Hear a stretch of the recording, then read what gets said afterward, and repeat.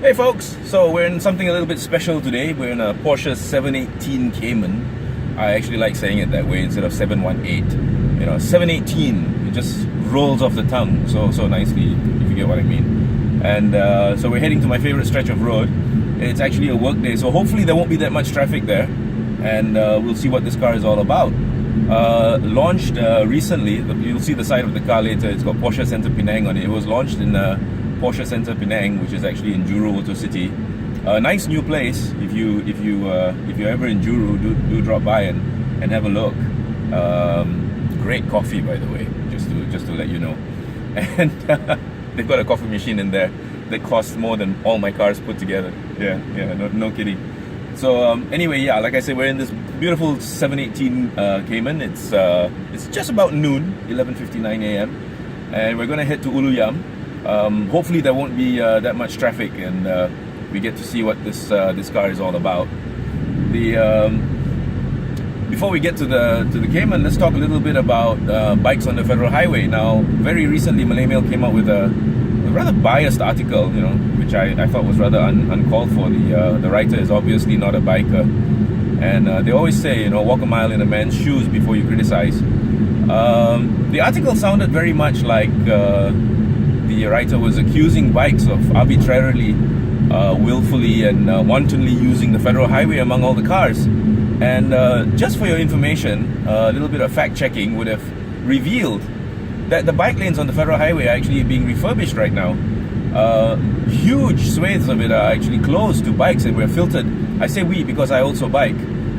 We're filtered onto the main highway where we have to deal with traffic. Now, I for one, and I'm not the only one, I prefer to use the bike lane any day of the week rather than the actual federal highway, because it's one less thing to worry about. Yes, cars are worrying. Bikes occupy a very small physical space, and it's very, very easy for a bike to actually hide in a blind spot. There are so many blind spots around cars. A pillar, B pillar, C pillar, the areas where the wing mirrors don't actually cover the back. These are areas where bikes can hide very easily, and unfortunately, Malaysians have a very bad habit of doing this. They will turn out, then only look, and then maybe they'll signal. You know, if you're lucky, they'll signal, rather than actually looking first, signaling, and then turning out, which is what you're supposed to do. But on more than one occasion, a car has actually just pulled out and then turned while I'm already at his side. And of course, by that time, it's absolutely too bloody late. You know, think about it this way now. If you pull out without looking, and there's a car there, you're gonna have a fender bender. You know, you're gonna dent your bumper, you're gonna dent your fender, there's gonna be some paint loss, yeah, for sure. But if you pull out and there's a bike there, the bike is going down. Now, never forget that a bike's natural position, because it only has two wheels, a bike's natural position is on its side. And there's no two ways about it. We need a stand to keep the bike upright when we're not on it. You know, you don't need a side stand for your car to keep it upright when you're not in it. But bikes do. So a small little fender bender involving a bike and a car, the bike is always going to come out worse. 100% of the time. 100% of the time, you have a fender bender with a bike, the biker is going down. Now, if he's lucky and if you're lucky, it's just going to be a couple of bumps and bruises and scrapes. But imagine if the biker goes down in the path of a lorry, which doesn't have enough time to stop, just due to its sheer physical size. It's getting a little bit hard for me to talk now because there's actually a G meter here, a G-force meter in the 718 Cayman that's telling me I'm like at half my body weight right now. But it's like, oh my sweet lord, how is this car actually keeping on the road? I've completely forgotten what I was talking about. Oh my goodness gracious me, I'm not even braking. Whoa, woo, woo. Okay, sorry, where was I? I've completely lost my train of thought. Bikes, yes. So we don't want to be on the federal highway, okay? We really don't, because on the bike lane, it's one less thing to worry about. Cars. But while we're on the federal highway recently, forced to be on the federal highway, I might add, I've actually noticed that there are some cars purposely making it difficult for us to filter through. Now, let's get this out of the way once and for all. In Malaysia, bikes are allowed to filter, which means we're allowed to cut between cars. So if you give us enough gap, we just want to get on our way. We just want to get out of your way, really. Think about it this way. If we were not allowed to filter, and if bikes had to stay in the same lane as a car, Can you imagine how bad your traffic jams would be every day if every single bike out there had to stay in lane with the rest of the cars? Speaking of bikes, there's a whole bunch of them just going by now. One just gave me a thumbs up. I guess he likes the Porsche. You see, but bikers are humans too, and please don't forget, bikers also pay road tax, yeah? I just paid 350 ringgit for my bike for 1 year. That's a lot more than a lot of the cars you guys are driving. And that's how much I paid for road tax. So I have every right, a biker has every right to use the highway as well. And here's another corner and I'm not braking and the G-force meter has gone off the scale. Oh! Okay, sorry. This car is a bit intoxicating actually, and here I'm prattling on about bikes. Let's so anyway, long story short, please be fair. Please be fair. Come on. Everybody has a right to use the highway, okay? Everybody. Bikes, two-wheelers, four-wheelers, doesn't matter. You see, now that's what happens when you use a cheap ass phone holder. That's what happens. That's what happens. Okay, but here we go. And because it's hot, the suction cups aren't really working properly. You know, air gets into those little suction cups and then your phone drops. Like what just happened just now. So yeah, long story short, be nice to each other. Bikes just want to get on our way. Now imagine you're sitting in your beautiful air-conditioned car, you're comfortable, you're listening to Dan Fogelberg. Dan Fogelberg? Where the hell did Dan Fogelberg come from? You're listening to Aerosmith, and you got your air conditioning going, and it's nice and cool. It's balmy, lovely, cool 22 degrees in your car. It's 36 degrees out there. We're exposed to the elements. There's pollution going into our lungs. It's not really fun riding a bike in the midday traffic in the middle of the federal highway amongst all you cars. It really isn't. So let us get on our way. Don't bully us. We have as much right to be there as you. So until they fix the bike lane, share alike. Come on, we're all in this together. This is so far just one take. So I'm gonna pause now and gather my thoughts, so to speak, about this Porsche 718 Cayman, which so far has just been brilliant. And yeah, okay, so be right back. Hey, I'm back. Okay, gathered my thoughts. I was just kind of thinking now, you know, I use my bike daily, and yeah, that got me thinking as well. Could I use this car daily? And the short answer is yes, because right now I'm puttering along, but let's see what happens when I press this little button here, which has a muffler on it.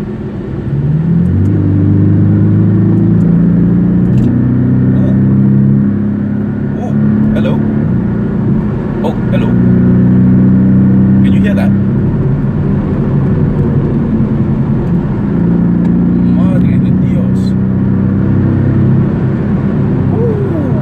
Wow, okay. Let's put it back to quiet mode for a sec. Okay, it's not really that quiet anymore. I can still hear the burble. The burble is, but it's a very, very, very nice burble. You're not gonna be complaining about that burble. Let's see what happens when I press it if I'm not revving.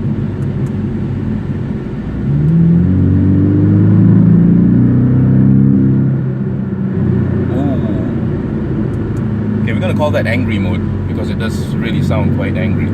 So back to the question, could you use this Porsche on a daily basis?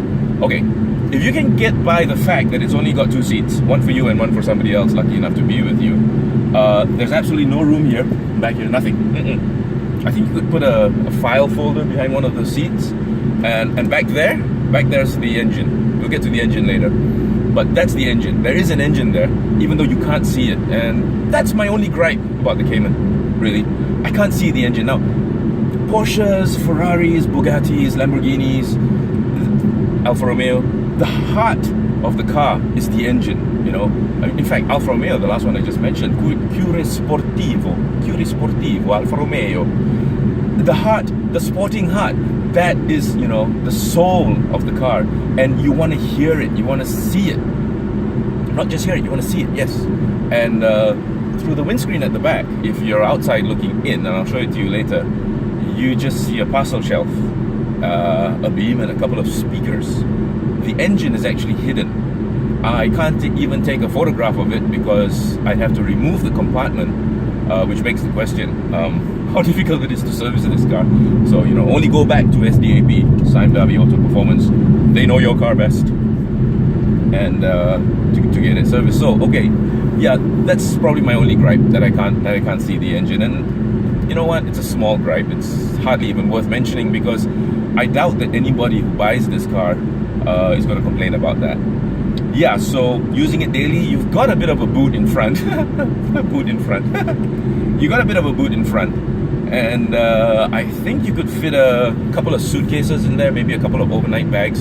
Nothing really much bigger is going to go in. So if you're the CEO of a company and you don't really carry that much stuff except maybe a briefcase. Do people still use briefcases? I don't know. I carry a pouch that fits very nicely on the footwell in front. You never leave it on the seat. And ladies, never leave your handbag on the seat either.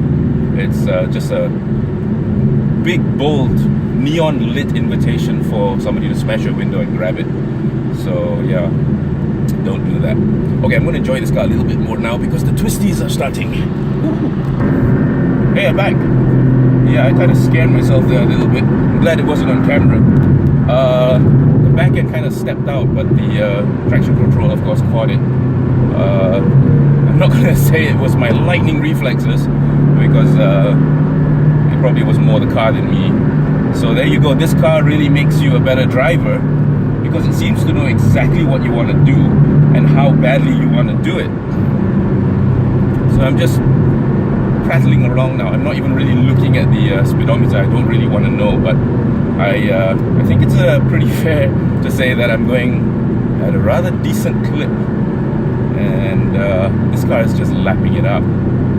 It's not wanting for anything right now. I'm using the paddle shifts, PDK, and I still haven't figured out how to actually pronounce that doppel something. But yeah, it sounds like that.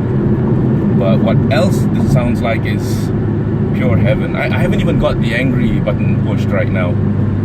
The angry button meaning the active muffler that makes this thing growl like God gargling a NASCAR. You know, that kind of growl, that guttural "I am power" kind of growl. I love that. I really do. I miss that. Mercs, a lot of the new Mercs have that. This little angry mode for that juvenile delinquent in all of us. You might have forgotten, but it's still there, believe me. You drive a car like this and he's coming out to play. Oh yeah, definitely. So here we go. I'm in 6th, cruising along, waiting for an opportunity to overtake. Now you got to be careful on these back roads, because people come the other way pretty quick, and some of these corners are blind. So don't leave it to chance, because although chance favors the prepared mind, Louis Pasteur, no, you don't really want to play the fool with something that costs about 700,000 ringgit, almost the price of my house, by the way. And but more importantly than that, you don't want to play around with lives, because it's not just yours that you might be saving. God, I'm just full of cliches today, aren't I? Okay, overtake, nicely done. So yeah, if you're looking for a day-to-day driver that is not something regular, and if you can afford it, there's a good chance that you might want to have a look at this, because there's a good chance that you might actually like it. I would suggest, if possible, to take it for a longer test drive. Now, coming out of town just now, there was whole bunches of traffic, and the car just puttered along. Not a problem. The revs hardly move, hardly take over. Oh, I've gone up to 7th.